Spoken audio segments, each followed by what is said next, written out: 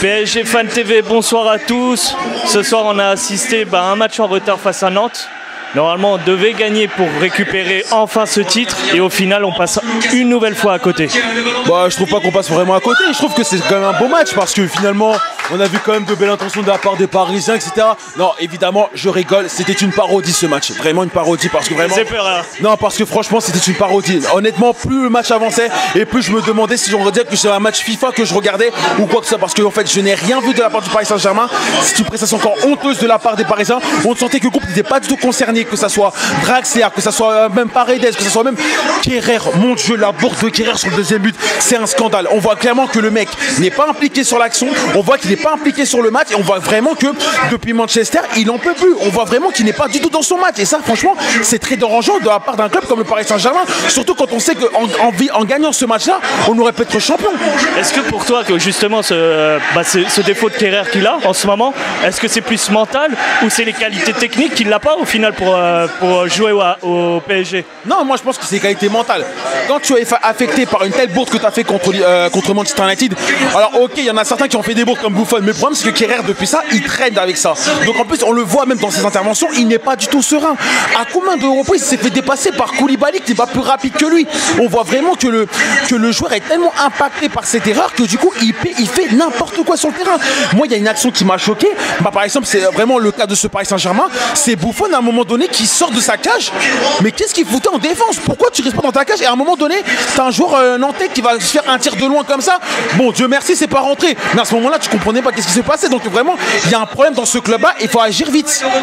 Pour toi, Kerrer n'est pas le seul fautif, je suppose. Non, pas du tout. Qui d'autre as-tu vu pas dans le match ce soir Déjà, il faut commencer par Draxler. Quand même, il faut rappeler que Draxler est quand même au Paris Saint-Germain depuis 2017, si je ne me trompe pas. Il est quand même champion du monde.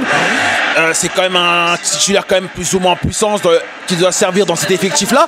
Mais on voit encore une fois qu'il n'a pas été à son avantage encore soit. Honnêtement, je ne l'ai pas vu du match.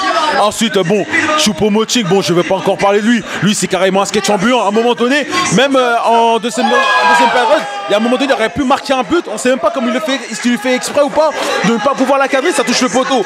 Donc à un moment donné, je comprends pas. Bon, le seul truc qui était peut-être intéressant, c'est l'entrée de Gouklou qui était plutôt intéressante quand même en soi, où il a quand même pu marquer son petit but qui aurait pu tenter de servir quelque chose, pourquoi pas. Sinon, à part, j'ai peut-être bien aimé la prestation de Paredes, mine de rien, parce que je trouve que dans l'impact physique, notamment pour défendre, il aidait beaucoup, alors que la défense n'était pas forcément à son avantage. Nsoki, on voit clairement que depuis le match qu'il a réussi contre Marseille au match aller, il n'est pas du tout dedans. Quand tu vois à plusieurs reprises il dépasse son couloir, il n'intervient pas assez, notamment sur le deuxième but, le but de comment ça, je crois que c'est Waris qui marque le deuxième but. Là franchement il n'intervient pas sur son marquage alors qu'il doit le serrer de plus près. Donc vraiment je trouve que c'est quand même problématique, parce que quand tu te dis qu'il y a en début janvier on avait une attaque Neymar, Mbappé, Cavani, Di Maria, aujourd'hui nos attaquants sont Choupo-Moting, Nkunku.